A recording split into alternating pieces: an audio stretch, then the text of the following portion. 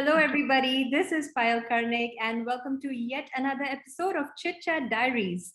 Today's episode is talking about something that a lot of you are probably thinking of or want to achieve, and it is on maximizing your potential. Now, everybody talks about potential, but we try to think, what is this potential? How do I find it? And can I maximize it? Is there a limit? So, to answer all these questions, we have the perfect guest here today. We have with us Rashmi Priya. Hello, Rashmi. Hi, Payal. Hi, Rashmi, and thank you so much for joining us today for this Chit Chat episode. Now, for the audience who's watching, Rashmi is a growth coach, and she's also a certified ICF coach. And on top of that, she also brings along with her 16 years of experience in human resources and learning and development. So when it comes to growth or maximizing potential, who else can do a better job than getting growth coach Rashmi herself on this show? So we are really looking forward to this, Rashmi. Thank you so much, Payal, for this lovely introduction. And I really feel privileged to be a part of this conversation. Thank you so much for inviting me for this, series of your Chit Chat Diaries and this conversation. I'm also quite looking forward to it. Thank you so much, Rashmi. And, I've spoken to you quite a few times. We've also done some work together. And through that, I know that, it's my privilege to get you on here. So rather than, going on praising each other, throughout the show, let's just get straight into this session and dive into the main point, which is like what I said, a lot of us are looking to maximize our potential, be the best version, and trying really hard different ways. And then when you look outside, there are so many options available, so many suggestions and advices. But from your experience as a growth coach, HR professional for so many years, we would like to know what exactly is this potential that everybody is talking about, and how do we maximize it? Is there a limit? Is there infinity? What is it? Please bring us through that. Wow, great question, Payal, and that's my favorite question. That's my passion to, work around on this topic of growth, and that's why, it's my niche. So, as you asked this important question about what is this potential and do we need to find it, or, how do we maximize it? So before I really go ahead and answer that, what comes to my mind is an example which was actually given by a famous European educationist. And he explained it with a very beautiful and simple example. Okay, so let's say you have a fruit, like an apple. Okay, if you see inside apple, you find like those small little seeds. Okay, now if I ask you, how many seeds do you think that one single little seed can produce? What will be your answer, Payal?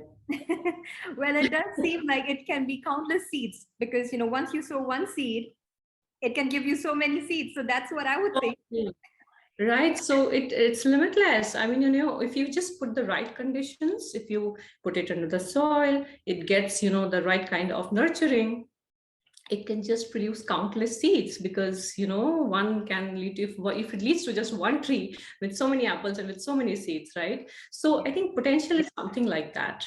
Okay, and that's why we call it limitless, or something which is infinite, because we don't know what's there inside us till we actually work to bring it out. So that's how I kind of describe potential to people when they ask me what it is really about.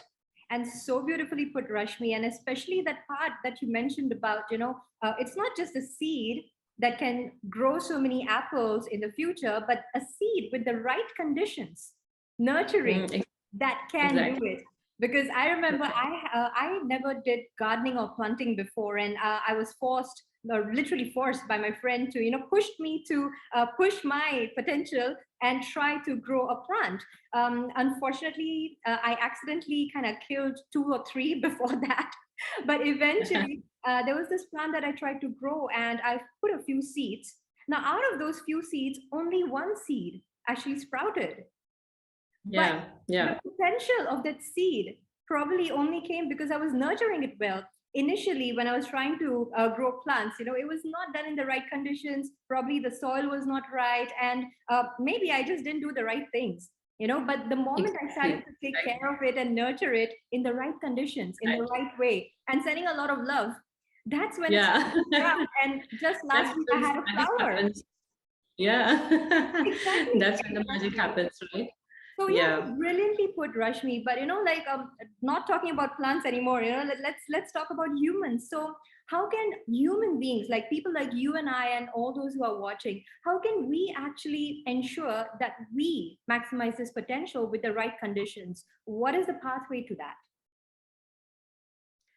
Well, that's a very obvious question that you ask, Payal, after this, that if we know, if we realize that, okay, we have this potential which can be maximized and that's so limitless, how do we get ourselves to that, right? Yeah. Now, many people, talk about finding potential. Okay. So people say that, okay, what is my potential? How do I know? How do I find it? But what I would say is, that rather than finding potential, if we just focused on building or developing our potential, I think that will take us much farther. Uh-huh, Okay, for interesting. example, going back to that seed of that example of apple and the seed. If you just open that little seed and try and find out what's there inside, let me try and see what's the potential inside this. What will you find? Yeah, Nothing, right? yeah. But only when you provide that nurturing, that right conditions, those the tilling or the hours of effort, that's when it will start growing and start showing further results. So there's something similar that we can do with whatever we already have, Payal, and we all have some kind of abilities, skills, knowledge that we already have. But what happens is we do think of it as something which has a limit, and we think that, okay, this is what I can do.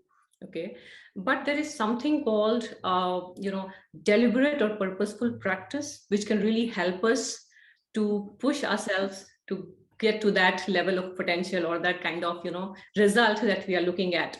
Okay, Mm-hmm. so yeah, so I'm sure you're going to ask about then what is this purposeful Yeah. practice or You're deliberate reading my practice mind. Yeah. that we are talking about. So here, there's a little difference between the day-to-day practice that we talk about in a daily language and this particular term. So let me tell you that this term deliberate practice was given by, Anders Ericsson and Robert Poole in their book Peak Performance, and where they have actually analyzed a lot of top performers and super achievers and learned about how they really push themselves to achieve them, Right. right?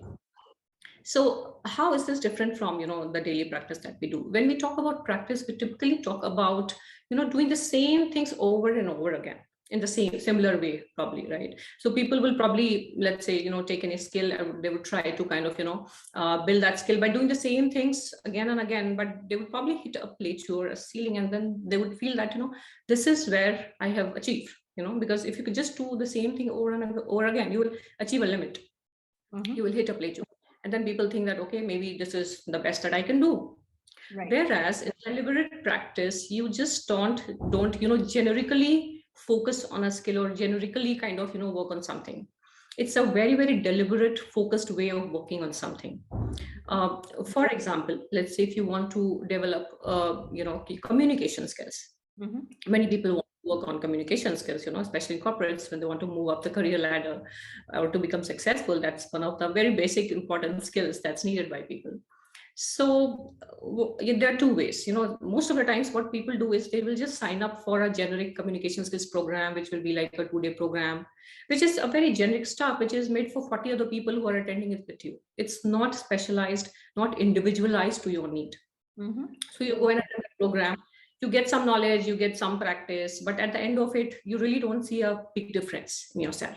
And then you think that, okay, I'm only this good, training and all doesn't really help me go, very far from here. Mm. Whereas if you take deliberate practice, what will you do there is something, let's say, again, going back to the same example of if you want to develop communication skills, then the first thing that you will need to do is to focus on what aspect of communication do you really want to work at first. Mm-hmm. So it is communication, whether you want to take verbal communication or non-verbal communication, Right. or written communication. Mm-hmm. Verbal communication, again, there could be a lot of things. Is it about the content, the language, the vocabulary? What is it that you want to work on first? Or if it is non-verbal communication, then what is it? I mean, it's the body language, the gestures, the voice modulation. What are you really talking about? Right. So going to the very specific skill. So you break down that skill into component parts and look at which part of that you really want to work on first. Okay. So that's like, the first step. So like what you're And then actually trying to tell us is that, if you are looking at a particular skill that you want to develop, rather than just jumping straight into say, okay, I want to be the best communicator, you have to first take the first step to segregate it into buckets. yeah. And then you take one step at a time, starting step by step, and then mastering each of them as you go along, which will then bring you to the potential. Is that what you're saying? Yeah, exactly. So, as a person, you would know that what is my biggest learning gap or what is my biggest constraint when it comes to Right. communication. For some people, it may be language. Some people, it may be just articulation. For some people, it would be, grammar. For some people, it could be different things for different people, right? So if 30 people are sitting in one classroom, everybody would have a different need, right? Yes. Which one classroom may not be able to provide, right? Uh-huh. So that's why, you have to go into specifics of which part of communication you want to focus on first, right? Great. And which is something which will help you bring out the maximum impact at that point of time. Got it. And then the second thing that you can do is rate yourself as to where you stand currently on that particular aspect. So for example, if I say that I want to work on my voice modulation, right?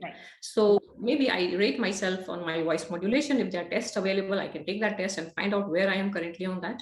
And then I can have a benchmark to see that, okay, this is my goal. Or maybe let's say I admire someone, okay, and I look at that person and say that, wow, this person has like a superb voice modulation. The way he speaks or she speaks is what I want to emulate. So that becomes, let's say, a benchmark, right? And then that's my goal. And then I know where I am. I know what's my goal. So that kind of then defines the gap that you want to bridge then. Okay. So right? just one question here, because you mentioned about benchmark and us having that potential, and then we have this benchmark. Now, what I've observed a lot of times is that when we are trying to keep a benchmark and work towards it, there is this little chance that we may actually be successful to keep them in mind and then bring out our own true potential to reach that level. And sometimes some people happen to copy them and not really unleash their true potential, but then, kind of just become a copy of this person. So how can one be careful here and ensure that I am taking admiration, I have this person as a benchmark, but then I'm truly myself coming through my potential? So any tips on that?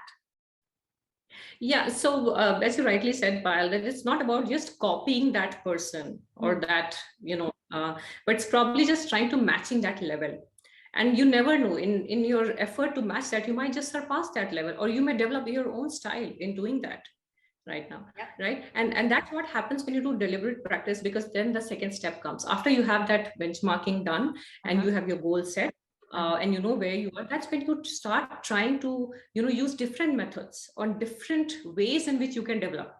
Got it. And when you're just focused on that one person and his or her ways, you are exploring different ways that you can reach to that level. That's where your own style would emerge, right? So it's not the person, but the level you want to hit. The level that you want to match, right? So maybe I emulate one person, but I may want to see 4 other people like him or her who, also are, equally at that same level. Or I may go to an expert who, who is more reachable to me, or, who can really guide me, or a coach who is specialized or, just passionate about working on that particular aspect. So for example, for voice modulation, there are these days voice coaches who just work on, working on someone's voice, right? So there are various ways in which you can do it, and various ways with which you explore how do you take that journey from where you are to where you want to be. And exploring those different ways is what is very important here, rather than just doing the same thing over and over again. So the practice doesn't mean that every day you just stand in front of a mirror or just video record yourself and do the same thing. So that is one of the things, but keep open to what else, how else I can do this, right? So that what, and very purposeful. So why do I do video recording? Because that gives me immediate feedback. Similarly, the other thing that I can do is, okay, get feedback from my supervisor. Why? Because it will help me understand other person's perspective. Okay. Or look at somebody else's YouTube video. Why? Because I can get exposure to different other kind of, speakers and how do they adapted their styles, right? So do it purpose. Why are you adopting a particular method? What is it going to give you? So that's when it becomes deliberate and purposeful, and also feedback. That's very important aspect of this whole thing as well, because if you don't know how you are doing, then you wouldn't know how far you have traveled, right, in Right. that journey. So so I may think that, oh, I'm really doing well after 1 month of video recording myself, and I see, oh, I'm really good now, but what are other people thinking about it? Do they also think that I'm good enough? Or more than they're thinking, it's about how much I think objectively that I have traveled, or how much do you think I'm making progress, right? So knowing what are the things which I've done well, what are the things which I need to do better, so that objective feedback is essential in this process as well. Right. And what would you say, or who would you say are the correct sources for this type of feedback? Yeah, so I think that's where your own instinct is very important to know as a person. Who are the people that you trust? Because of course you would not go and take feedback from people who probably even don't even know you, or would probably just try to demean you by giving a negative feedback, right? So you have to really choose people whom you really trust, and who have their best intentions in mind when they give feedback to you. The best thing is to go out to professionals, give it a shot. The professionals will do it the best. If you're working with a coach, if you're working with a mentor, if you're working with a trainer who is personally invested in you and working with you, so those kind of professionals would be the best people to kind of give you the feedback and kind of prepare you, grind you for that journey that's needed. Absolutely. And I guess another good source of feedback can also be the target audience that you're looking at. I remember when I was trying to, produce something for my audience, and I had no clue, how to make videos, what should I include, what do they want? I was totally clueless. And, it's always a journey. And I remember at that time, I made a list of few of my clients, who I work with on a long-term basis, and literally, calling them, asking them the right questions, changing my questions if I'm not getting the feedback as desired. So, they sometimes can also get a perfect feedback source. Actually your clients, your clients, your audiences with whom you who are the target recipient of your services, just go and ask them, get their feedback. And I'm sure, for us as coaches, we say that our clients are the source of feedback, but what about the people who are in corporates, or who are not doing businesses? They are probably employed and succeeding in their employment. So for them, who is their audience? Who is their target? There is always a target or audience that we are serving, right? So in this case, who are your stakeholders? So look at your stakeholders. Exactly. Look at your stakeholders. Exactly. Right. So Rashmi, I also heard you say that, going to a coach, a mentor. So, talking about that, now a lot of people say that, hey, if I have the potential and I can do whatever I want to, why do I really need a coach? Can't I just assess things on my own? Why do I need this person? What if they influence me? So what do you have to say about that? Yeah, so I'd say that, Payal, this is kind of, one of the most prevailing myths, that we have, that people who are successful, they just do it all by themselves, or they don't need support, or they don't need anybody else, right? In fact, in my understanding and whatever I have read and seen, most of the successful people are those, they definitely take support when they think it is going to help them, okay, when they think it can help them value. So if you look into the field of sports, you'll hardly find any top athlete or top sports person who doesn't have a coach, right? They all have a coach, right? But there's a time when that sports person actually surpasses their coach's performance or their teacher's performance, right? You would have seen that, right? So there are coaches who are experts in their field, or their trainers who are experts in their field. They have themselves held some records in Olympics or whatever, and they start coaching their coaches, and after some time you will see that the coach or the sports person themselves, they have broken their teacher's record, right? That's what's happening. Yeah, similarly, if you see, even in the corporate world, if you even talk about some of the top CEOs, right? Even if it was, Jack Welch, who was coached by Ram Charan, or Steve Jobs, who was even coached by, John Maton. So there are many CEOs who reach out to coaches when they think that these coaches will help them achieve their goals faster, or help them become better.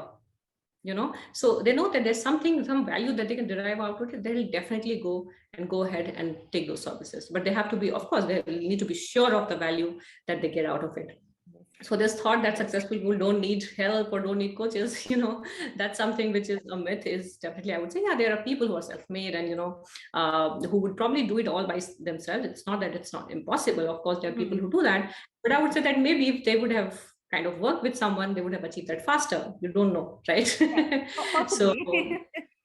yeah, we don't know that.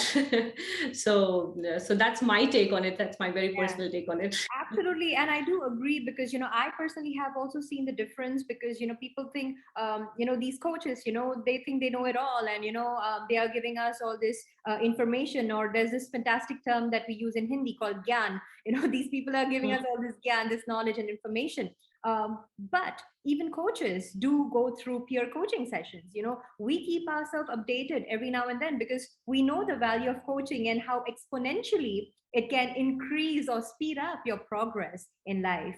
Right, Um, right, right. but And that's another, just sorry, I'll just add to what you said, Payal, that, that's another myth that people have, that coaching is about giving gyan, or coaching is about, just giving suggestions, which is more like consulting or training where you get a lot of knowledge. Whereas the coaching, by itself is a process which help you with those internal realizations and awareness without anyone really giving you gyan, right? So the coaches, yes, what they help people to do is to create that awareness through that yes, conversation. yes, So they will just kind of pull that safe space for yourself with a complete non-judgment, and will provide you that support to kind of completely empty yourselves, bare yourselves, exactly. without any hindrance or any kind of inhibition. And Yes, from that emptiness that you start picking up, and then you said, okay, from here, where do I go? Okay, yes, now I know what it is. So in that process, a lot of limiting beliefs, a lot of assumptions that we have been holding, a lot of things which are blocking us in our success, that kind of starts getting cleared up, and then your path starts kind of emerging very clear in front of you. So that's what coaching is. So for all the people who are watching, I just want them to be also you know be kind of be aware of the fact that coaching is not a process where somebody is going to just tell you, but there's a lot of it that they're going to draw out from you. So it's a lot of drawing out that yes. happens in the yeah. Absolutely, Rashmi, and I must really chip in here to say that that is so important because, that's why the process of identifying the right fit as your client or as your coach is so important. Because Right. there are Absolutely. times that we have to tell the clients, hey, look, we may not be the right fit because what you're looking for. Although yes, we can help other people, but there's always a right fit. What you're looking for may not be my expertise, or sometimes Mhm. as a client, be very careful. How is this coach really molding you? Is this coach trying to be a consultant or advisor? Mhm. Or Right. is coach providing Exactly. the space, like you said, to draw out answers? It's like when you're driving, it's the wiper, right? So the coaches are like the wiper. When you're driving, it gets foggy or rainy, Yeah. it kind of clears, but you're the one driving. It doesn't Yeah, you are the like, one who's driving. Exactly. yeah, Exactly. Yeah. you don't like pull the car and throw it in the direction you want. You tell them, okay, this Right. is where you're going. I'm going to just clear the path for you because Clear your the path for potential you. is for you to unleash. I'm here to just help you clear the fog, and that is so important. So guys, please, when you choose your coaches, please be very careful. And every coach does offer like a free session, before you can go ahead to introduce yourself, to get to know the field. So do that. That's really an advice that I think both Rashmi and I would love to give the audience today. Yeah, exactly, exactly. So all the coaches do offer, you can have a chemistry session. That's something called as a chemistry session or a discovery call that you can have with a coach to understand whether you kind of really fit well and you can work together or not. Because it's kind of a journey, and the coach and the coachee, they kind of work together in that Yeah. journey. So that fitment is really important, as you say. Right. So Rashmi, is there this experience that either you had directly, or you heard story where coaching has actually helped to maximize a potential of someone? Like right now, you feel that okay, I want to get there, but I don't think that's for me. But with the help of coaching, you could actually unleash that and reach that goal or that potential. Is there a story like that? Well, there are many stories like that, Payal. I would talk about the one which particularly stands out, and because that's a very recent one as well, Mhm. and very much relatable to people, because I had one of the coaches who had lost his job during this pandemic and was kind of out of work for more than a year or so, more than a year actually. And when he came to me, at that point of time, he was completely, his confidence was like completely shaken.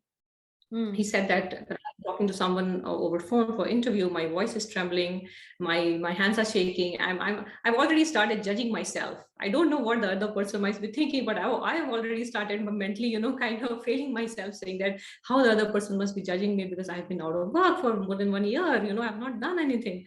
So a lot of negative self-talk was going in his body. He said my body just caves in, whenever the interview starts. I'm so scared. There's so much of fear and lack of confidence inside. So that's the mindset with which he came. And and then so we started working on a lot of things. However, the two things that kind of stand out here is that we worked on the language that the person was using day in and day out, and his physiology.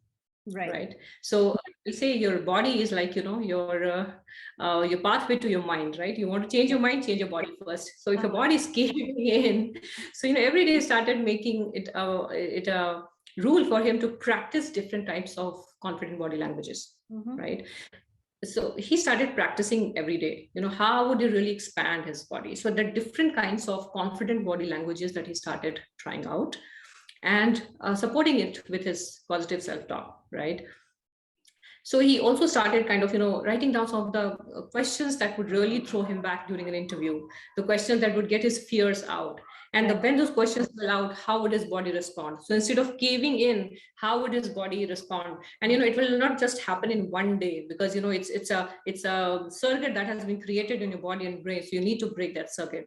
You need to tell yourself something different, which you've been telling yourself all this while.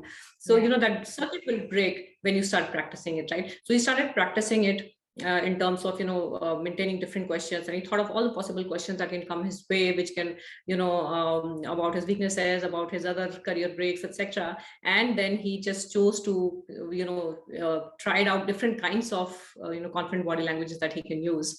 And I'm very happy to say that after 2 months of coaching, and of course there were other things that we did, that at the end of 2 months he was able to crack an interview, or not one interview actually. It was an interview. Within a week he cleared 7 levels of interview, and he's now at a senior managerial position in a startup firm.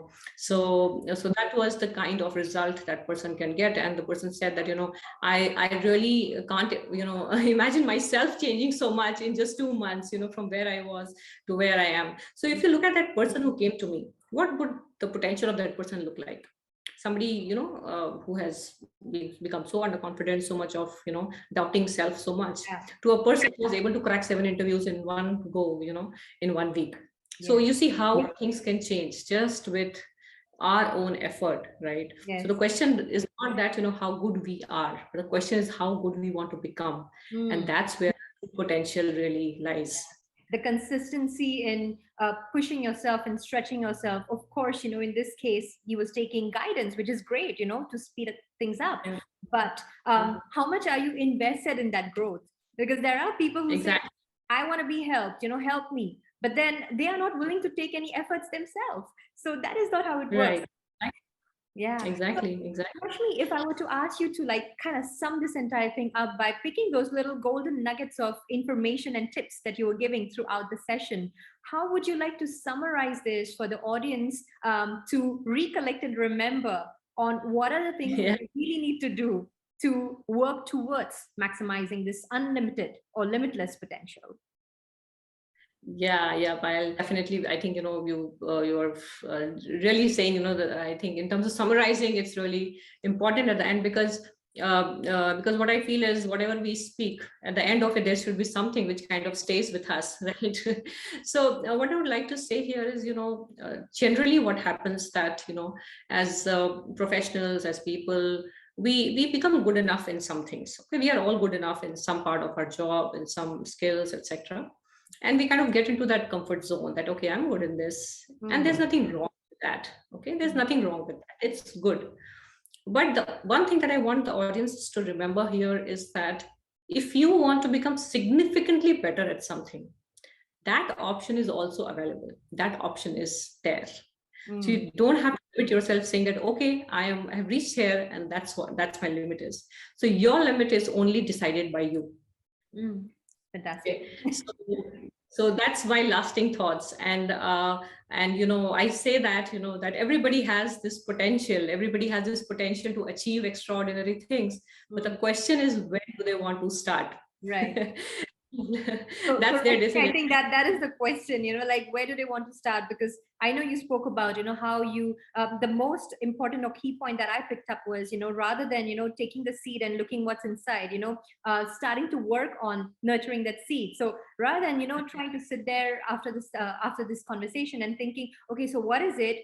It should be, what should I do to get there? So what are the action steps? Right. What do I want to become? Who do I want to become? What is important for me? I mean, what is it that for example, if you are there, Payal, you can think about, okay, so today this is who I am, but in future, 2 years down the line, what do I want to do? What do I really want to be really good at? Yeah. So that's the choice. That's the decision that you have to and make. that's where deliberate practice starts to come in. To start taking that action, consistently selecting that one thing that you want to work on that needs to be polished, and then of course the feedback that you spoke about. Yeah, and the other thing that happens is people usually try just maybe one of the methods. They would just go for, let's say, one training, or they'll go for 1 or 2 sessions here and there, and they'll say, oh, this has not worked for me. So they would either quit. They would mostly quit or say that, okay, this is the max that I can do. Or they'll just keep doing, as I said earlier, the same thing over and over again. And then they'll think that, okay, I have played chore, that's my limit. Yeah. So that's where yeah.